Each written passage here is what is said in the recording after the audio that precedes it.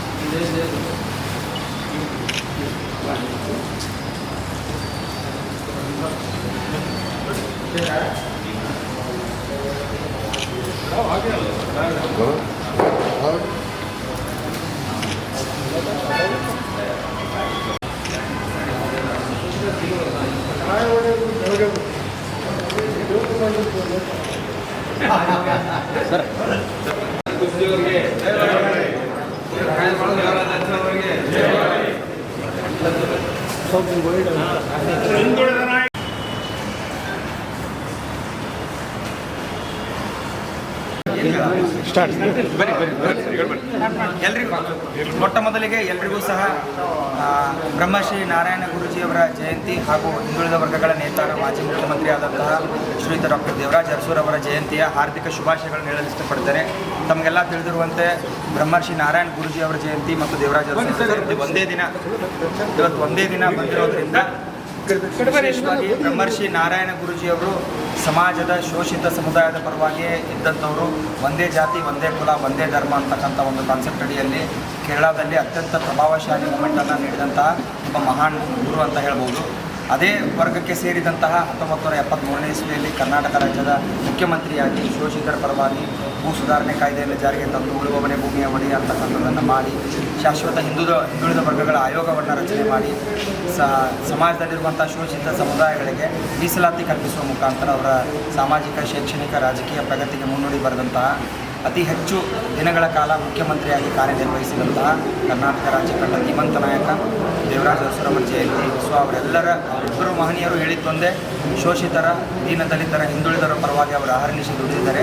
ಆ ಆದರ್ಶದಲ್ಲಿ ನಾವೆಲ್ಲರೂ ಮುನ್ನಡೆಯೋಣ ಅಂತಕ್ಕಂಥದ್ದನ್ನು ಹೇಳ್ತಾ ಮತ್ತೊಂದು ಸಲ ಇಬ್ಬರು ಮಹನೀಯರ ಜಯಂತಿಯ ಹಾರ್ದಿಕ ಶುಭಾಶಯಗಳನ್ನು ದೇವರಾಜ್ ಅರಸ್ ನಾರಾಯಣ ಗುರುಗಳ ಜಯಂತಿಯ ಶುಭಾಶಯಗಳು ಹೇಳುವುದರ ಮೂಲಕ ಒಬ್ಬ ಮಹನೀಯ ಆತ್ಮಜ್ಞಾನದಿಂದ ಎಲ್ಲರ ಬಾಳಿಗೆ ಬೆಳಕಾದರು, ಇನ್ನೊಬ್ಬ ಮಹನೀಯ ಸಂವಿಧಾನ ಜ್ಞಾನದಿಂದ ಎಲ್ಲರ ಬಾಳಿಗೆ ಬೆಳಕಾದರು. ಸ್ವತಂತ್ರ ಪೂರ್ವ ಮತ್ತು ಸ್ವತಂತ್ರ ನಂತರದ ವಿದ್ಯಮಾನಗಳ ಗಮನಿಸಲಾಗಿ ಸ್ವತಂತ್ರ ಪೂರ್ವದಲ್ಲಿ 12ನೇ ಶತಮಾನದಲ್ಲಿ ಮಾನವರನ್ನಾಗಿ ಕಾಣದ ಆ ದಿನಮಾನಗಳಲ್ಲಿರ್ತಕ್ಕಂಥ ಬಸವಣ್ಣನ ವ್ಯವಸ್ಥೆಗೆ ಮಿಗಿಲಾಗಿರ್ತಕ್ಕಂಥದ್ದು ಕೇರಳದಲ್ಲಿ ಇತ್ತು. ಯಾವ ನಾಡನ್ನು ದೇವರ ನಾಡು ಎಂದು ಕರೆಯಲ್ಪಡುತ್ತೇವೆ ಅದೇ ನಾಡಿನಲ್ಲಿ ಅತ್ಯಂತ ಹೀನಾಯವಾಗಿ ಕಾಣತಕ್ಕಂಥ ವ್ಯವಸ್ಥೆ ಆ ದಿನಮಾನಗಳಲ್ಲಿ ಇರುವುದನ್ನು ಕಣ್ಣಾರೆ ಕಂಡಿರ್ತಕ್ಕಂಥ ನಾರಾಯಣ ಗುರುಗಳು ಮಮ್ಮಲ ಮರಗಿದರು. ಯಾಕಂದರೆ ಮಾನವೀಯ ಸಂದೇಶವನ್ನು ಸಾರಬೇಕೆಂಬ ಒಂದೇ ಉದ್ದೇಶದಿಂದ ಎಂಥ ಸನ್ನಿವೇಶ ಇತ್ತು ಗೊತ್ತಾ? ಮೇಲ್ವರ್ಗದವರು ಎಲ್ಲಿ ದಾರಿಯಲ್ಲಿ ಬಂದಾಗ ಕೆಳವರ್ಗದವರು, ಶೋಷಿತರು, ದಲಿತರು ಎಲ್ಲ ಹೆಣ್ಣು ಮಕ್ಕಳು ತಮ್ಮ ಸ್ತನ ಪ್ರದರ್ಶನ ಮಾಡುವ ವ್ಯವಸ್ಥೆ ಇತ್ತು.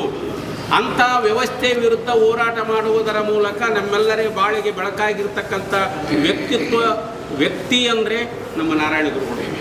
ಅದೇ ರೀತಿಯಾಗಿ ಬಸವಣ್ಣ, ಬುದ್ಧ, ಅಂಬೇಡ್ಕರ್ ಅವರೆಲ್ಲರ ಮಾರ್ಗದರ್ಶನ ಆಧಾರದ ಮೇಲೆ 20 ಅಂಶಗಳ ಕಾರ್ಯಕ್ರಮಗಳನ್ನು ಯಥಾವತ್ತಾಗಿ ಕರ್ನಾಟಕದಲ್ಲಿ ಚಾಚು ತಪ್ಪದೆ ತರುವುದರ ಮೂಲಕ ನಮ್ಮೆಲ್ಲರ ಬಾಳಿಗೆ ಬೆಳಕಾಗಿರ್ತಕ್ಕಂಥವ್ರು ದೇವರಾಜ್ ಅರಸೂರ್. ಇವರಿಬ್ಬರ ಮಹನೀಯರ ಜಯಂತಿಯನ್ನು ನಾವು ಆಚರಣೆ ಮಾಡುವುದು ಇವತ್ತಿಬ್ಬರು ಒಂದೇ ದಿನ ಬಂದಿದೆ ಜಯಂತಿ. ಯಾಕಂದರೆ ಅವರ ವಿಚಾರಗಳು ಅವರ ವಿಚಾರದಲ್ಲಿ ಇವರು ಮುನ್ನಡೆಯುವುದರ ಮೂಲಕ ನಮ್ಮೆಲ್ಲರ ಬಾಳಿಗೆ ಬೆಳಕಾಗಿರ್ತಕ್ಕಂಥ ವ್ಯವಸ್ಥೆಯನ್ನು ರೂಪಿಸಿಕೊಂಡಿರ್ತಾರೆ. ನಾವೆಲ್ಲರೂ ಅಂಥ ಮಹನೀಯರ ಮಾರ್ಗದರ್ಶನದ ಅಡಿಯಲ್ಲಿ ಸಾಗುವುದರ ಮೂಲಕ ನಮ್ಮ ಬಾಳಿನಲ್ಲಿ ಬೆಳಕು ಕಾಣುವುದರೊಂದಿಗೆ ಇನ್ನೊಬ್ಬರ ಬಾಳಿಗೆ ಬೆಳಕಾಗುವ ವಿಚಾರವನ್ನು ತಮ್ಮೊಂದಿಗೆ ಹಂಚಿಕೊಳ್ಳುತ್ತೆ ನಮ್ಮ